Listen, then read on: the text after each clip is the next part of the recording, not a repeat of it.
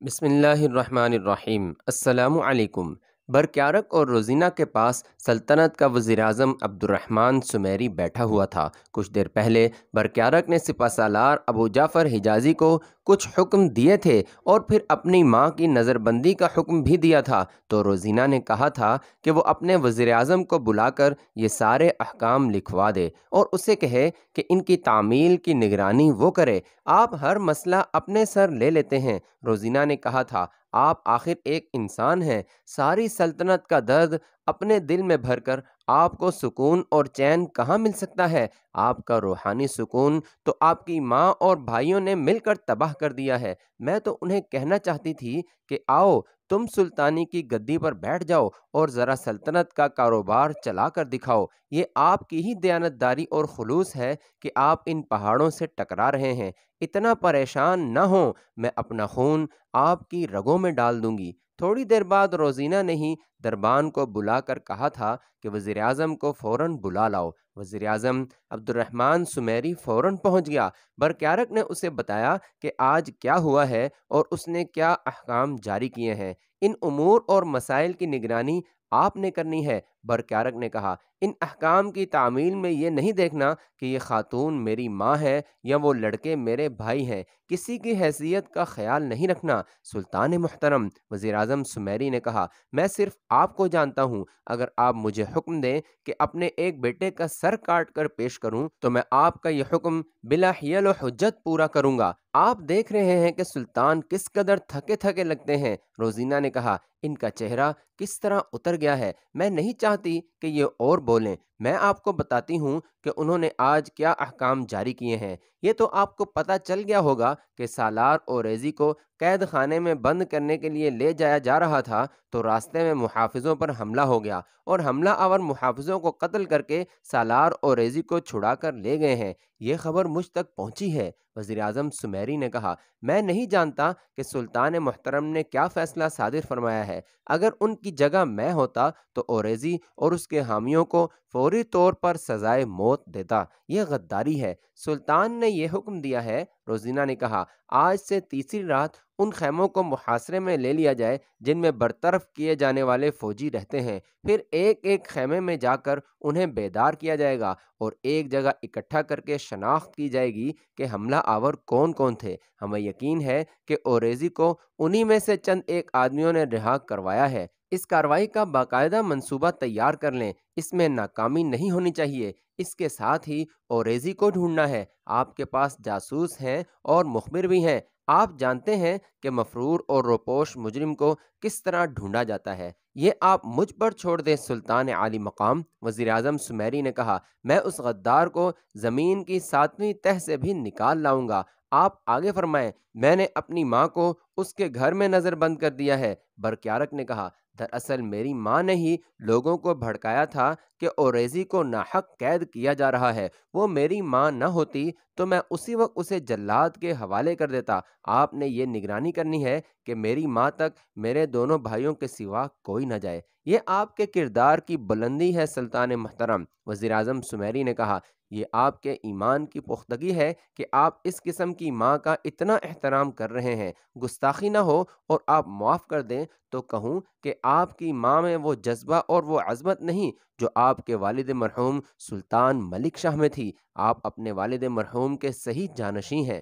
آپ دانش مند ہیں۔ برکیارک نے وزیر اعظم سے کہا، مجھے معلوم ہے کہ میری ماں آپ کا بہت احترام کرتی ہے۔ آپ اس کے پاس جائیں اور اسے اور دونوں بھائیوں کو کچھ پند و نصیحت کریں کہ وہ میرے لیے مشکلات پیدا نہ کریں اور میرے ساتھ تعاون کریں۔ وہ میری نہیں مانتے۔ بات کچھ اور ہے، روزینہ نے کہا، سلطان برکیارک نے مجھے بے سہارا اور یتیم سمجھ کر میرے ساتھ شادی کر لی ہے۔ ان کی ماں کو ان کا یہ فیصلہ اچھا نہیں لگا۔ وہ یہ تو سمجھ ہی نہیں رہے کہ میں ان کی بیوی کم لونڈی زیادہ ہوں۔ میں تو ان کی خدمت کے لیے اور ان کو سکون دینے کے لیے اپنی زندگی وقف کر چکی ہوں۔ میں سب سمجھتا ہوں۔ وزیر اعظم سمیری نے کہا، آپ سلطان کے لیے بہت ایثار کر رہی ہیں۔ سلطان محترم، آپ نے جو احکام آج صادر فرمائے ہیں میں انہیں خراج تحسین پیش کرتا ہوں۔ میں آپ کی والدہ اور بھائیوں کے پاس جا رہا ہوں۔ میں جانتا ہوں اور برملا کہوں گا کہ آپ کی والدہ کا دماغ چل گیا ہے۔ میں سلطنت کی بقا اور سلامتی کا واسطہ دے کر انہیں اور آپ کے بھائیوں کو راہ راست پر لانے کی کوشش کروں گا۔ مجھے امید ہے کہ وہ میری بات سن لیں گے۔ سلطان برکیارک نے وزیر اعظم کو جانے کی اجازت دے دی۔ وزیر اعظم جانے لگا تو اس نے برکیارک کی نظر بچا کر روزینہ کو آنکھ سے اشارہ کیا۔ وہ باہر نکلا تو روزینہ بھی اس کے پیچھے پیچھے چلی گئی۔ کچھ آگے جا کر دونوں ایک کمرے میں چلے گئے۔ کوئی خاص بات ہے؟ روزینہ نے وزیر اعظم سے رازدارانہ لہجے میں پوچھا۔ سلطان بہت ہی پریشان ہیں، وزیر اعظم نے کہا۔ میں جانتا ہوں کہ آپ ان کا بہت زیادہ اور ہر وقت خیال رکھتی ہیں، لیکن انہیں مزید سکون اور اطمینان کی ضرورت ہے۔ میں آپ کے جذبہ ایثار کی تعریف کر ہی نہیں سکتا، پھر بھی میں آپ سے کہتا ہوں کہ سلطان کو اور زیادہ سکون اور سہارے کی ضرورت ہے۔ میں یہ بھی جانتا ہوں کہ ماں اور بھائیوں نے ان کی پریشانیوں میں اضافہ کر دیا ہے۔ میں یہی کچھ کر سکتا ہوں کہ سلطان کی ذمہ داریاں خود سنبھال لوں، لیکن گھر میں آپ نے ان کا خیال رکھنا ہے، جو آپ رکھ ہی رہی ہیں۔ میں نے بس اتنی سی بات کہنی تھی۔ مجھے آپ کے ہی تعاون کی ضرورت ہے، روزینہ نے کہا، اور وزیر اعظم سمیری کا دایاں ہاتھ اپنے دونوں ہاتھوں میں لے کر چوم لیا۔ وزیر اعظم عبد الرحمن سمیری نے مشفق باپ کی طرح روزینہ کے سر پر ہاتھ رکھا اور چلا گیا۔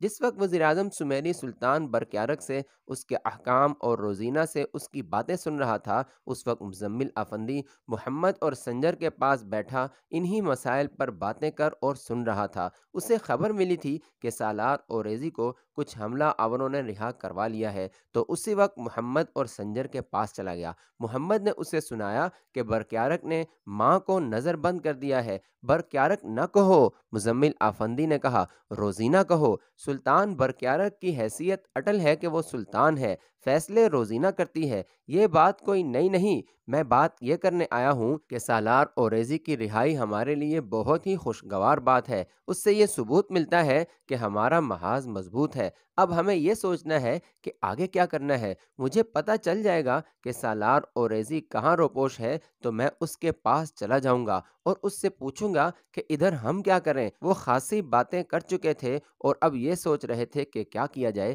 کہ وزیر اعظم عبد الرحمن سمیری کمرے میں داخل ہوا۔ اسے دیکھ کر مزمل، محمد اور سنجر تعظیماً اٹھ کھڑے ہوئے۔ وزیر اعظم نے تینوں سے ہاتھ ملایا اور سب بیٹھ گئے۔ کہو لڑکو، وزیر اعظم سمیری نے پوچھا، کیا باتیں ہو رہی ہیں؟ مزمل، تمہیں بڑے عرصے بعد دیکھا ہے، آپ تو جانتے ہیں کہ ہم کیا باتیں کر رہے ہوں گے۔ محمد نے کہا، سالار اوریزی کی رہائی کی باتیں ہو رہی تھی۔ مزمل اسی سلسلے میں آیا ہے۔ اچھا ہوا آپ بھی آگے، نہ آتے تو میں آپ کے پاس آ جاتا۔ سلطان نے طلب فرمایا تھا، وزیر اعظم نے کہا۔ انہوں نے اپنے احکام اور فیصلے مجھے سنائے جو انہوں نے آج صادر فرمائے ہیں۔ آپ کی والدہ محترمہ کو نظر بند کر دیا گیا ہے۔ یہ تو کہنے والی بات ہی نہیں، نہ کہنے کی مزید ضرورت ہے کہ روزینہ نے تو سلطان کو بولنے ہی نہیں دیا۔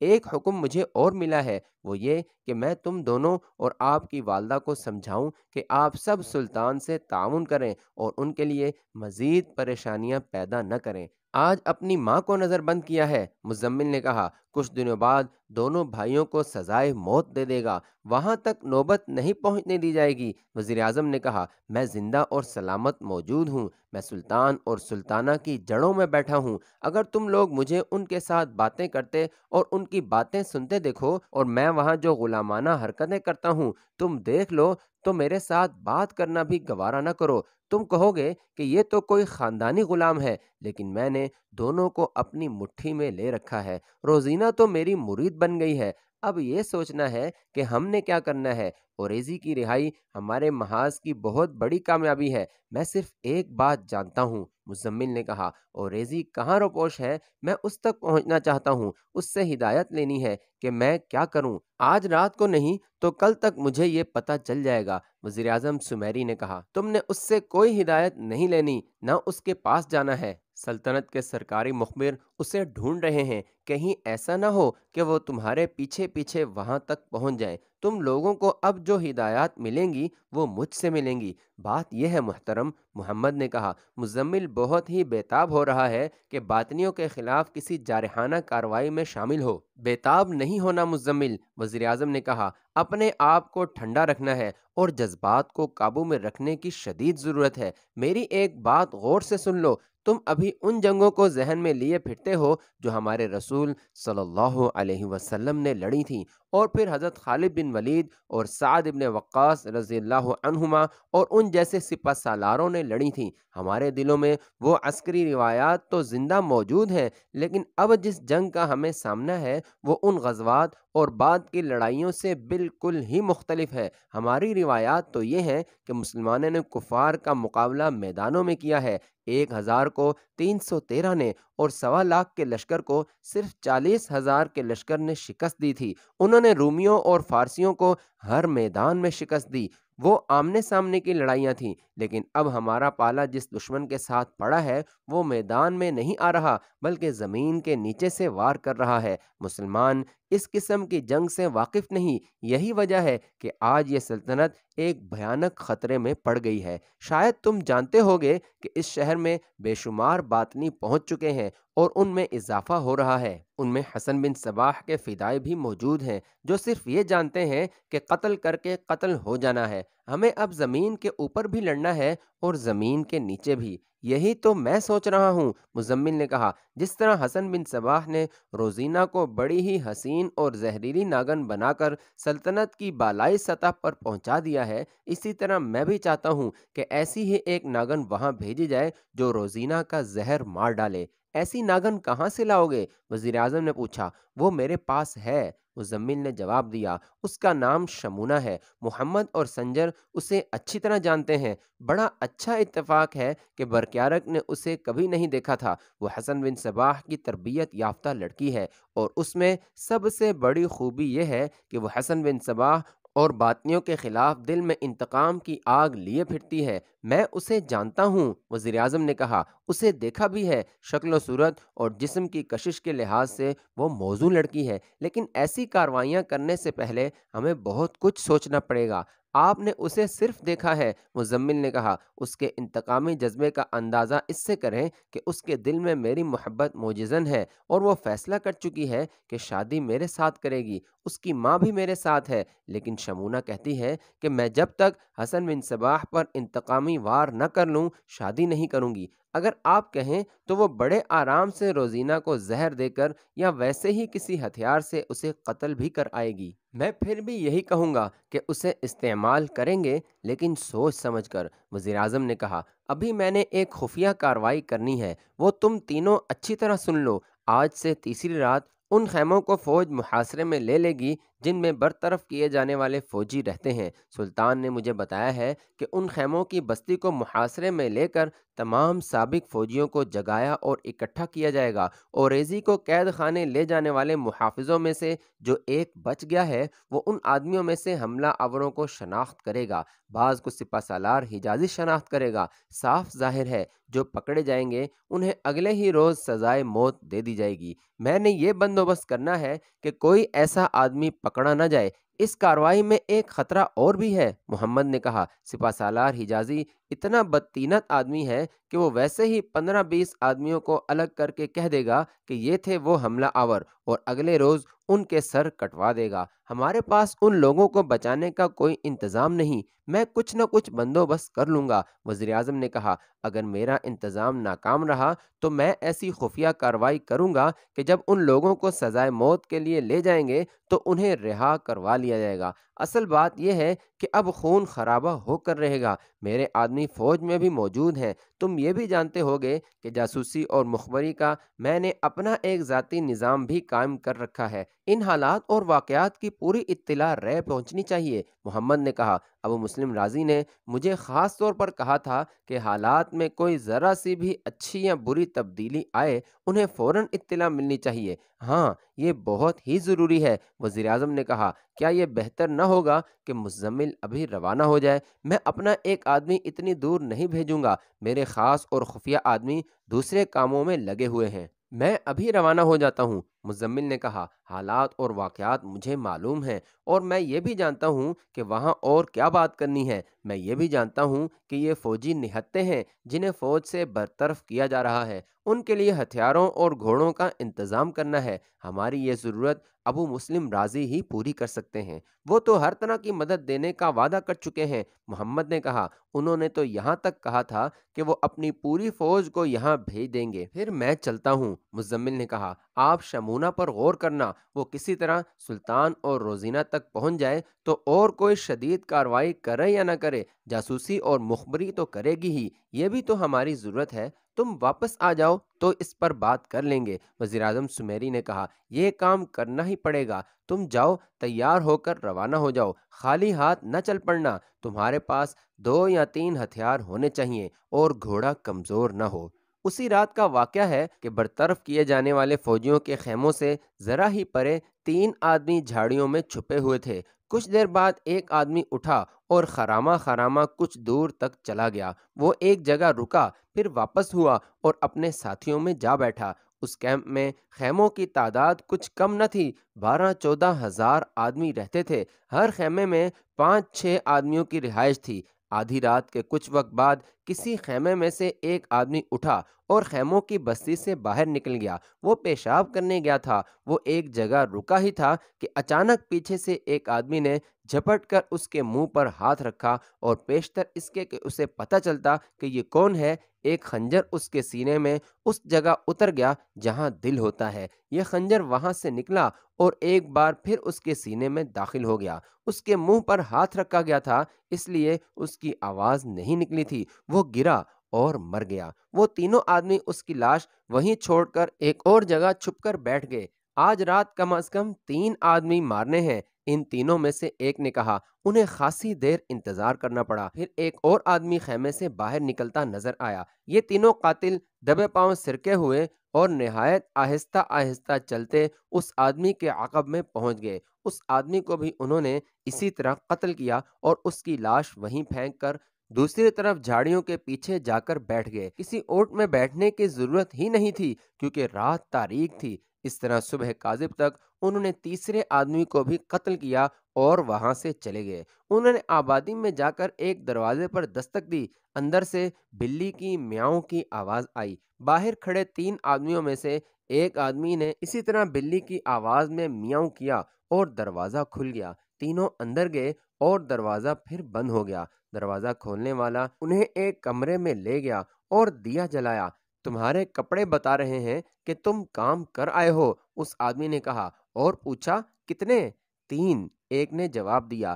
آج رات اتنے ہی کافی ہیں۔ ہاں، امام کے نام پر آج کی رات اتنے ہی کافی ہیں، اس آدمی نے کہا۔ باقی قتل و غارت وہ خود ہی آپس میں کر لیں گے۔ اب تم سو جاؤ، اگلا کام کرنے والے جلدی اٹھ جائیں گے، انہیں میں اطلاع دے دوں گا۔ یہ اس طبیب کا گھر تھا جس کے متعلق مشہور تھا کہ اس کے ہاتھ میں شفا ہے۔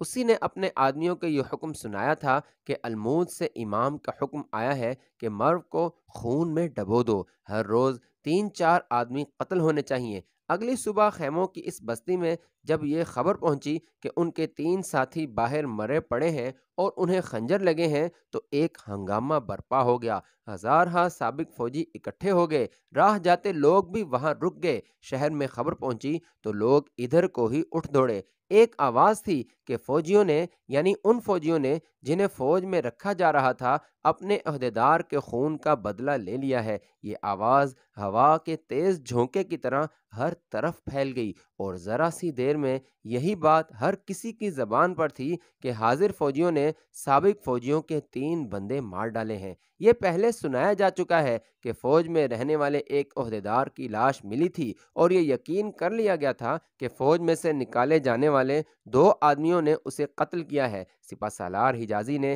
ویسے ہی کسی ثبوت اور شہادت کے بغیر سابق فوجیوں کے 2 آدمی پکڑ کر جلادوں کے حوالے کر دیے تھے۔ اس سے ایسا فساد اٹھا جو خانہ جنگی کی صورت اختیار کر گیا۔ سپہ سالار ابو جعفر حجازی کو اطلاع ملی تو وہ اپنے محافظوں کو ساتھ لیے گھوڑا دوڑاتا پہنچا۔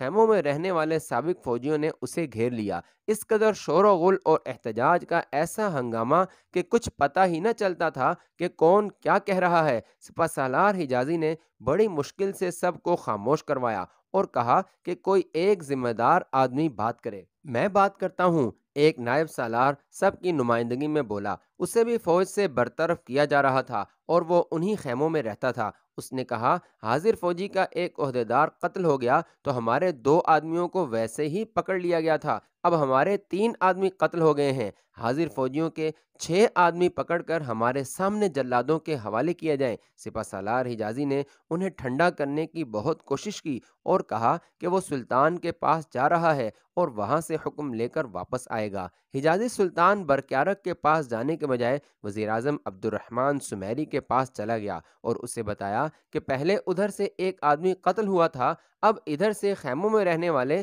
3 آدمی قتل ہو گئے ہیں۔ وزیر اعظم نے سپہ سالار حجازی کو ساتھ لیا اور دونوں سلطان برکیارق کے پاس چلے گئے۔ اسے نئی واردات سنائی۔ سلطان عالی مقام سپہ سالار حجازی نے کہا، میں تو یہ سمجھتا ہوں کہ حاضر اور برطرف فوجیوں میں دشمنی پیدا ہو گئی ہے۔ میرا مشورہ تو یہ ہے کہ برطرف شدہ فوجیوں کو فارغ کر کے گھروں کو بھیج دیا جائے۔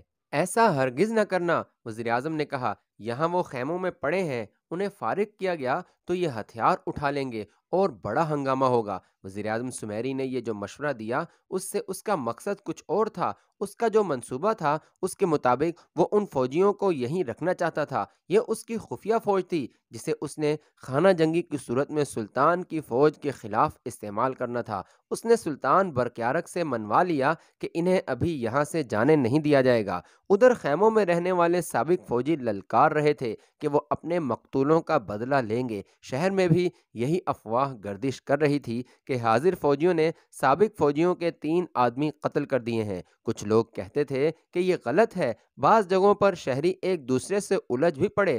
ابھی کسی کے ذہن میں شک تک نہیں آیا تھا کہ یہ آگ لگانے والے باہر کے لوگ ہیں اور وہ ایسی صورتحال پیدا کرنا چاہتے ہیں جو ہو چکی ہے۔ یہ افواہ حسن بن صباح کے آدمی پھیلا رہے تھے۔ سپہ سالار حجازی کے ساتھ وزیر اعظم بھی خیموں کی بستی میں گیا۔ اس نے بڑی مشکل سے ان لوگوں کو ٹھنڈا کیا اور کہا کہ قاتل بچ کر نہیں جائیں گے۔ حسن بن صباح کا ڈنکا دور دور تک بجنے لگا تھا۔ اس کی مقبولیت بڑی تیزی سے پھیلتی جا رہی تھی۔ اس تبلیغ کا ایک طریقہ تو یہ تھا کہ وہ کسی قبیلے کے سردار کو حوروں جیسی حسین لڑکیوں اور حشیش کے ذریعے اپنے دام کفر میں پھانس لیتا تھا، پھر اسے یہ تاثر دیتا کہ اسے اسلام سے خارج نہیں کرایا جا رہا بلکہ اسلام کے دائرے میں لایا جا رہا ہے۔ حسن بن صباح نے جو دائرہ بنا رکھا تھا اسے وہ اسلام ہی کہتا تھا، لیکن اس میں ہر گناہ کی کھلی اجازت تھی۔ قبیلے کے سردار کو وہ ذہنی اور روحانی طور پر اپنی بڑی ہی خوبصورت اور چمکتی ہوئی زنجیروں میں جکڑ لیتا اور پھر اس سے اس قبیلے کو حکم دلواتا کہ وہ سب باطنی عقیدے کے قائل ہو جائیں اور حسن بن صباح کو اپنا امام یا نبی مان لیں۔ نعوذ باللہ، اگر کسی قبیلے کے سردار نے اس کی مخالفت کرنے کی کوشش کی تو اسے حسن بن صباح نے اپنے فدائیین کے ہاتھوں قتل کروا ڈالا۔ اس قبیلے کو اپنے شعبدے دکھائے